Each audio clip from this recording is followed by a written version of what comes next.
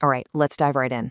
Today, we're talking about one of the sharpest, most powerful cards in the entire tarot deck, the Ace of Swords. And look, this isn't just a card. It's a symbol of pure, raw mental energy. It's the power of your own intellect, plain and simple.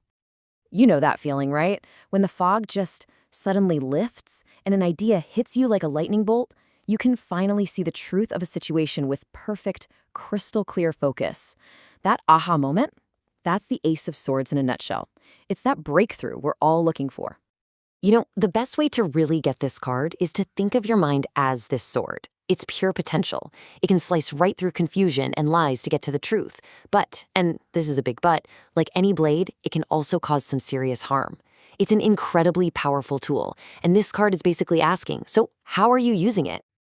So let's start with the good stuff. When the Ace of Swords shows up upright in a reading, it is a fantastic sign. It means you're harnessing all that intellectual power for creation, for victory. This is the sword being used with purpose and precision. I mean, just listen to the power behind these words. New ideas, breakthroughs, victory, truth. When you see this card upright, it's signaling a time of intense mental sharpness. You're able to focus, you're communicating clearly, and you're making the right calls.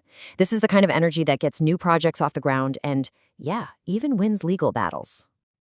And that's really the core message here. It's all about cutting through the noise. It's that moment where you can finally step back, look at a problem without all the emotional baggage or confusion, and just see the path forward. It's the triumph of rational, clear thought. But what happens when that blade gets dull? Or, even worse, what if it gets turned back on you? So now we've got to flip the card and look at the reversed meaning, and you'll see it paints a very different picture. This is when that incredible mental power starts to cause problems. Wow, the contrast here is just stark, isn't it? Clarity turns into total confusion. Those amazing creative breakthroughs, now they're just frustrating dead ends. And clear communication, that devolves into nasty, hostile arguments. This is what happens when the intellect starts working against itself, leading to failure, injustice, and just really poor choices. And make no mistake, a reversed Ace of Swords is a major warning sign. It's pointing to a mind that's in chaos, where your thoughts are being used as weapons instead of tools.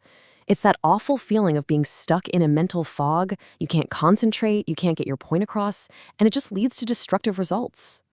Okay, so that's the theory. But how does this powerful duality, this double-edged sword, actually show up in our everyday lives? Let's break it down and see how this thing really cuts across a few key areas.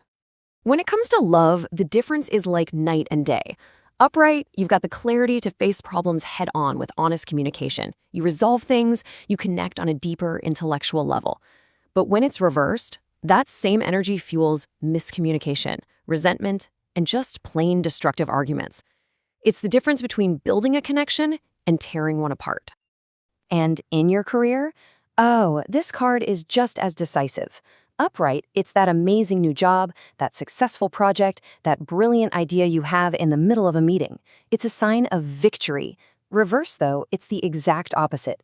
Creative blocks, projects that fail to launch, and it's a huge warning to double, even triple check any contracts before you sign anything. This is also where we see a really direct mind-body connection. Upright, you've got the mental focus and motivation to start that new health plan, to finally break those bad habits. But reversed, that mental chaos can have a direct physical impact.